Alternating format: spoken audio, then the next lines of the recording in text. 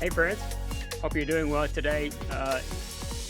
Obviously this is taped maybe a day or two before you see it, but it rained last night. Oh, felt like heaven came down last night. It's actually cooler today. I'm grateful for that. I'm also grateful to have a good friend in the studio with us today, David Spiegel. Hey David. Hey, how are you doing this I'm morning? great, man. So glad to have you here today. Tell us about your family. Well, I've got my wife of 37 years in November, and we've Congratulations. got two sons that are both young men now and both have wives, and we actually have two grandchildren. So I've got a 3.5-year-old grandchild from my oldest son Okay. and his wife Meredith, and a 3-month-old Oh, from my new. youngest son, new. Daniel, and his wife Shelby. So they're both boys? They're the grandsons? No, The they're grandchildren. granddaughters. I'm sorry, they're both daughters. Okay, sorry. Granddaughters, yeah. So we raised two boys. We got girls to spoil now. Okay. The oldest one is Bethel, Well, and the youngest one is Blake. Blake. Bethel and Blake. Yeah, when I first met you, I'm trying to remember, I think you maybe were working with Sid Falco. Does that sound right? Yes, we assisted Sid Falco for years. Started out at North Mesquite Assembly, Yeah. and he moved on to Gospel Lighthouse at the time, and we stepped into that role there at North Mesquite. And how long were you guys there? Probably we did that for about 2 years, Okay. and then we ended up in Saxe, at what was Saxe Assembly at the time, that became North Place. How long were you guys at Saxe? Oh, that was a long time. That was literally almost 13 years. So Wow. Even I didn't realize it was that long. Yeah. Yeah, a long time. we thought we would do that until Jesus came Forever. back. Yeah. But God had another plan, right? He did. Yeah. And after you guys left at Saxe, then you guys went to the lakes, correct? Correct. Not to get into the whole long story, but it was the Lakes Community Church in Fate. It was a church plant, and there was an issue that they lost their pastor, and that's when the Lord kind of got a hold of us and said it's time to step out of children's ministry, which we thought would never happen. Your comfort zone. Right, my comfort zone, and to step Don't you in. hate that when the Lord does Right, that? exactly. And step into a wounded church to try to help get it set right. You go, I think I kind of got this down, right? Yeah, exactly. Lifting up the next generation. And, that's you spent a lot of time ministering to kids. Obviously, that was important to you. Why? We never saw it as a second-class ministry of any kind. There's just something about the raw nature, the moldable clay that's sitting in front of you on a weekly basis and getting to pour into their lives at such a formidable age and time that we just fell in love with it. Like I said, we never thought we would do anything else. And it's so neat looking back, seeing the fruit that came from that, because I've got missionaries in other countries that were some of our kids. We've got people doing all kinds of things, and just to see what has happened in those lives that we got to pour into at an early age has been incredible. I can't tell you how many weddings I've done for kids that used to be in our group that have had pastors since us, and just that relationship. It's wonderful. Did you ever run into a child or had a child in your ministry and things didn't go real well? Maybe even you saw that child and you went, this kid's got a lot of potential. This kid could make a difference. And yet things didn't turn out like maybe you thought they would. Yeah, I've seen some that just seem to struggle. There's a young man that I'm not going to throw out a name, but there's a young man in particular that comes to mind. We'll call him John today. Yeah, and he, John, I guess you could say, he was a part of our ministry as a kid, and even helped us some as a teenager. Traveled with us when we spoke at camps and all those kind of things. Wow. But just as an adult, he he's really struggled. As far as I know, he's still struggling just to really get it together and live that out, and that's hard to see. How did you deal with that personally? I mean, how did that make you and Kim feel? Just concerned. Still pray for him. Still, when I run across his parents, try to find out, how he's doing and so forth. And it's tough. And you have some of those, but it's really wonderful though to see the successes and just we know it doesn't return back void. So whatever you plan, it's still in there. Right. And so I keep pressing on. I'm thinking of a young man that was a part of our ministry from very, very young. Kid was sharp too, really, really sharp. First one there, last one to go home. Uh-huh. Always knew the memory verse. If there's anything going on, that kid came. And natural leader. I mean, he had the gift of leadership. Knew he could make a difference. I knew he could make a difference, but he never saw that in himself. And so I kept telling him all the time, and we'll use the word John again. John, you have the gift, brother. Yeah. You could influence everybody in your school, not just your neighborhood. You could influence everybody. And his response was, I'm not a leader. And I went, well, okay, let's talk about what is leadership. Right. Leadership is influence. Do you have influence? And he would go, no. I went, you might want to think about that just for a minute. Because when he walked in the room, everybody knew that John had arrived, and whatever John said, that's what was going to happen. I saw John this past summer. He's an adult and then some. And he even brought that up to me. He said, I never saw myself as a leader. He said, I realize now that after all these years, I was leading. But something that, one of the things that one of the things I'm reminded of is that when we first started the bus ministry I didn't understand how the family worked. Mom or granny or auntie, somebody's in charge of that household. Right. So, and whenever they got in trouble, then the whole family is displaced. What I didn't realize is whoever it was that got in trouble, eventually they're going to get out, right? They're going to come back. When they come back, then the family unit comes back together. Well, I didn't understand that. So when we first started, we had this core group that came every week. But then I had it was probably 25% that they come once or twice, and I may never see them again. So I came up with my philosophy became, it didn't matter what I preached that Sunday. I always ended an altar call. I did it every week. Every week. So the good news is kids got saved. But the bad news is some didn't. Right. And so I would go home on Sundays crying, going, what am I doing? Because in the back of my mind, I'm going, am I ever going to see that child again? And I did that for about 6 months. And finally, I came to the Lord, and I went, this is not working. You got to get there's got to be somebody out there that can do a better job than me, right? And I told the Lord, I said, the problem is I can't get them saved. And the Holy Spirit spoke to me, and he says, now you got it. Right. Now you got it. He says, your job is to plant my word in their hearts, and then let me do what only I can do. It changed my life. And it changed our whole philosophy of ministry from then on up until this day. The whole lesson is founded around one verse. It's on the flyer, so it's going in the home. We visit them.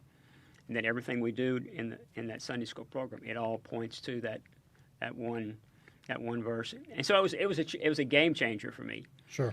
But I'm sure, David, there are children's pastors that are out there listening today that maybe they were like me.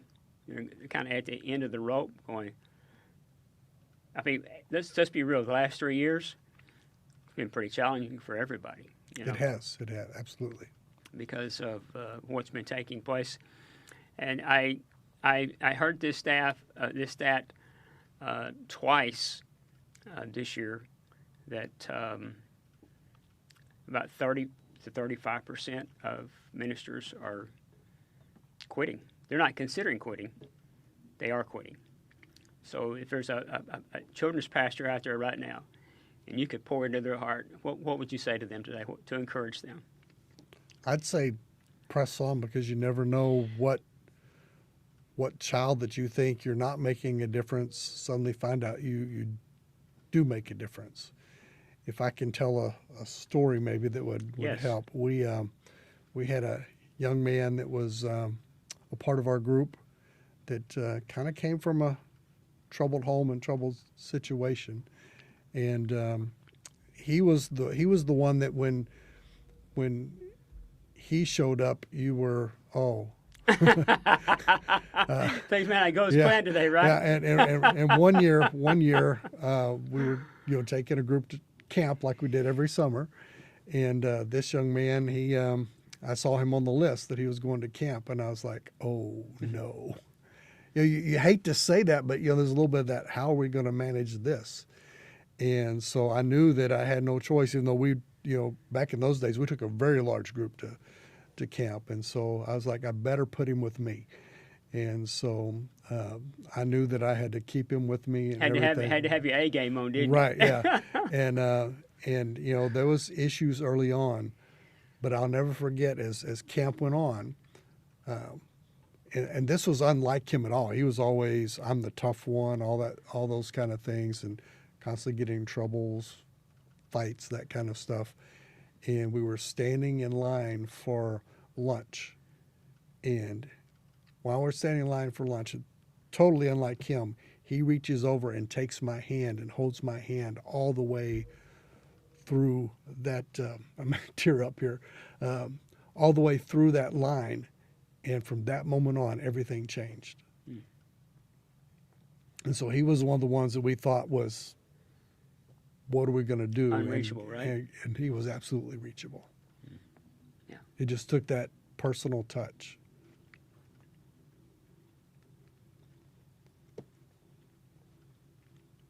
So for everyone that maybe things don't go as planned, there's always the ones you don't expect that God really gets a hold of. Yeah.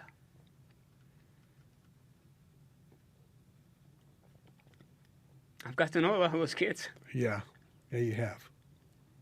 You've done this for a long time. You've been faithful. A lot of years. A lot of years. Lots of times you don't know what to say. You don't know what to do. Right. Sometimes you don't have to say anything at all.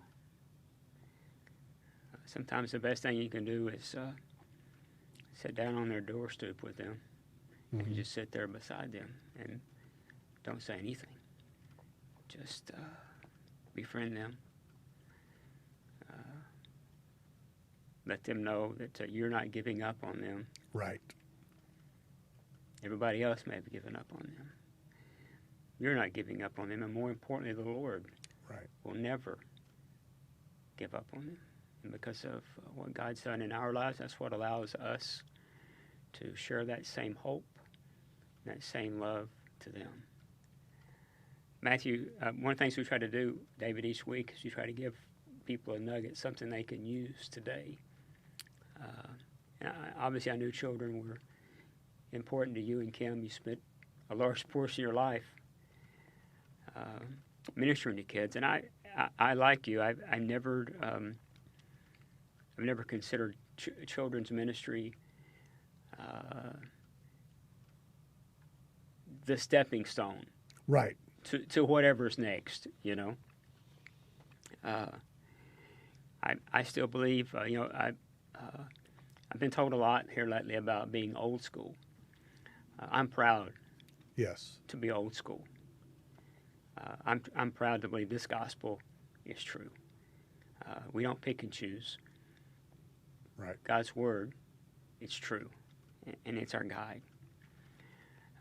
I believe that ministering to children, or teenagers, or adults, they're all callings, and they all have equal importance. If we miss them as children, as you know, the chances absolutely of reaching them when either they're a teenager or an adult, the odds are against us. And for us, it's exponential. If you don't reach them as children, their hearts become so hard because of life and what life has thrown at them. But Matthew chapter 19, verse 14. And I'm hoping this will be an encouragement to maybe some church leaders, maybe pastors. Matthew 19:14, it says, "But Jesus said, 'Let the children come to me.'" And I like the next statement, "Don't stop them. Don't stop them.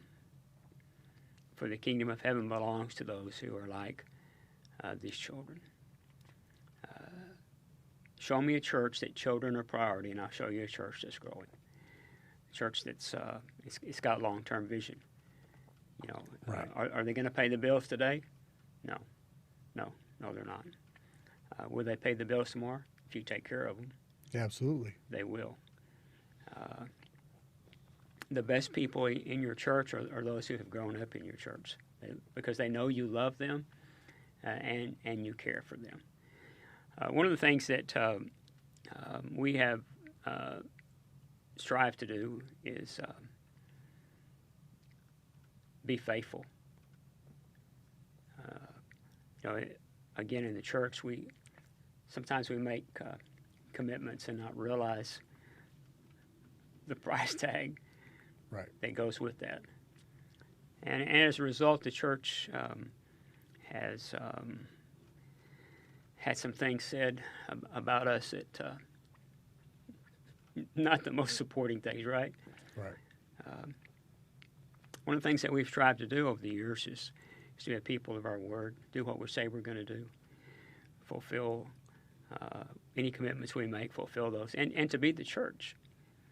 As you know, we're very mobile. Obviously, the Sunday schools take place during the week after school with the sidewalk trucks, and then because of how our city has changed, the density is not quite the same as it was when we started. So some neighborhoods, either the density is not there, or it's so crowded you can't even get a truck in there where you can actually set up. So we bus those kids on Saturday. But one of the things that we're missing, that your church is partnering with us on, is long-term facilities, long-term permanent facilities, which will allow us to have a church for the whole family. As you know, we've started a church on Sunday, and these are kids that have grown up in the ministry. They're now adults. Some of these are their parents or grandparents of the kids that come to Sunday school. And you've met some of the next generation of leaders that God has raised up, and it's really cool to see what the Lord's doing. And your church is partnering with us right now. You're making a big sacrifice for us, and helping us get these new facilities started. So there are church leaders out there right now that are watching this or listening to this. Pastors out there. What would you say to them about why they should partner with us and help us with the stream? Well, first of all, I want you to know that Kim and I have admired you and your commitment to stick to it and to press through. And when we became senior pastors at the Lakes, the two first organizations we put on our map that we were supporting was Dallas Metro and the Pleasant Hills Children's Home. That was key for us to invest in those. And that investment hasn't wavered. And I was just telling someone the other night that about how long you have been faithful to that, and talking about those that you guys have risen up into leadership from the ministry, just growing those naturally. And to me, that is just the epitome of fruitfulness. And so for us, having helped you guys at times and shown up for different things, and just the relationship we've had through the years, I've seen the facilities you guys have worked out of. I've seen the equipment you've had to work with at times, and so forth. And not that God hasn't blessed or been with you, but when we talked about this vision, we met for coffee that day, and we talked about this vision for what God is doing and the plan that is there.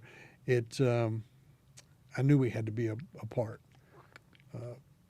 Because like I told you, I was looking at the pictures you shared the other day in that shared folder online, and I kind of once again teared up looking at that just to see the possibilities that are there if people will catch the vision and get on board. It's amazing that, as I shared with you before we started the podcast here, we actually had looked at some other old buildings. You were in our old warehouse that we had for quite a while, and obviously I grew that, a long time ago. And we looked at a bunch of other buildings because, people, well-meaning brothers in the Lord, Right. they're going, well, Clay, the economy's bad right now, right? I'm going, yeah, you're right. Yeah, it is bad. And they're going, well, the interest rate's high too. I went, yeah, it is. And then they go, well, Clay, you can't afford this. I'm going, well, see, that's strike one, strike two, strike three. I said, I checked with the Lord on all this. I said, he's not real concerned about the economy right now. And I said, and you're right. We can't afford this. That's why I believe the Lord's laid it on our heart to do this absolutely debt-free. And I'll be the first to admit, as I had shared with you, I wasn't considering anything like this. This is, it's pretty impressive. It is.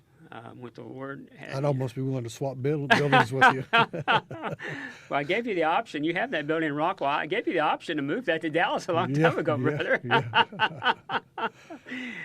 It is beautiful. Michael Cathcart, and I probably should talk more about Michael than I do, but Michael is our architect, and he has drawn, it's a phenomenal facilities. It's 20,000 square foot ministry center. It's going to allow us to have all our programs there. A great, huge foyer, which actually will double as our feeding space. And then he's designed this where the doors on the side of that actually raise up, so you can go into an open space. And he's got it's enclosed on top, so it's got a roof on it, but it'll more than double our eating space when we have big events. And then we got the second building is a warehouse. All our supplies, food, clothing, housing, and so forth. And then a secure parking, which that doesn't mean anything to most people, but when you've had as much stuff, vandalized as totally as we have, secure parking would be nice. Right. The thing that is real high on my list, and I know it is on yours too, because you and I talked about this quite a few years ago, and is to have a prayer chapel. Right. When you went to Saxe, Rick DeBose was the senior pastor at that time. Right. And Rick came to, he did a staff devotion for us, and he asked the staff, his staff, what was the most important thing that he did at Saxe. And I was surprised that every person sitting there, their response was, the most important thing you do is pray. Praying it. And when he said that, I went, gee, I may need to get my act together here. Right. Because I'm not exactly sure that's the most important thing that I do. We are, because we're mobile, it takes a lot of energy and a lot of time to make that happen. But I quickly realized when he said that I needed to up my game. Prayer was already a priority, but I needed to spend more time. And one of the things that the Lord birthed in me in this new facilities is to have a prayer chapel, something it's open 24 hours a day, 7 days a week. So people just like you and I, right, or anybody in our city, could come and spend that time along with the Lord. And we're committed to doing this absolutely debt-free. And your church is already partnering. Here we're at the drawing stage, right, at the mechanical engineer stage, right. Not the fun stage where you see something that's actually going up, right? And you guys have partnered with us. You had mentioned, could you give us a statement here about why should a pastor call us today and say, hey, I want to be a part of this, I want to join? I mean, it's sowing into the harvest. It's making a difference. I mean, we all of us, I think, we look around and we see what's going on in the world around us, and we're concerned about all the things that are going wrong. And like we kind of started out at the beginning, the most moldable group is that next generation that is coming up. And if we can begin to transform that generation and create some leaders out of that generation and change things, it's naturally going to change society. To me, it's like you say, it's not the most glamorous. They're not the ones that are going to pay the bills, but I think that's some of the most fertile ground that there is. Right. And I like what you said about leaders. We are developing leaders. You are. And has been our dream for a long, long time. And the result of that, as you mentioned, we have people that are on our team that are leading, and will take this ministry to a whole new level. But what they're lacking in their tool belt is these new facilities. Right. So, and David, I really appreciate you being here with us today. Well, it was an honor. It really was. Appreciate your commitment. Thank you for your sacrifice for you and your church. Guys, we're so glad that you have watched today. You've been a part of this. You've seen David. You've seen his heart. Why don't you while you're watching this, click over to our webpage, dallasmetro.org, and then click on All In, and then go down. You can see the pictures that Michael has drawn, the beautiful pictures of the new facilities. And then click on What is All In. And then would you consider making either a one-time donation today, or could you make a commitment for the next year? Just in the next few weeks, things are going to be moving pretty quickly. And we're going to be getting the plans and to the general contractor, and then they're going to be giving us an exact cost on what that's at. And then it's just a matter of the Lord speaking to you and then you saying yes.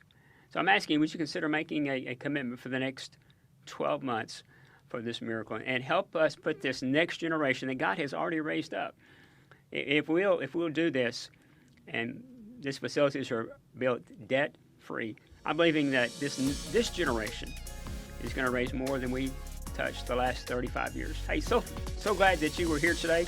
Have a great week. God bless you, friends.